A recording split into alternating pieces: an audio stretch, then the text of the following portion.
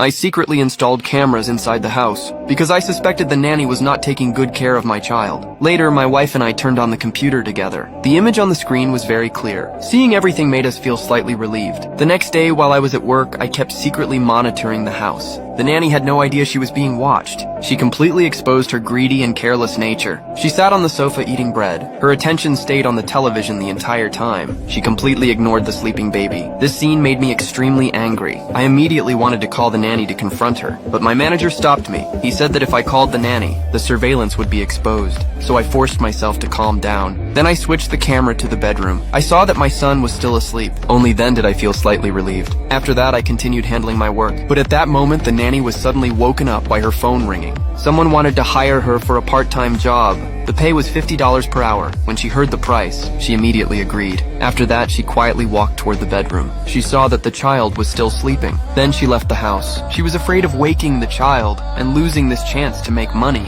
Before leaving, she finished the remaining milk. Then she cleaned up the trash on the table. After that, she left. Not long after the nanny left, my child suddenly woke up. He began crying loudly. At that moment, I had just finished a meeting.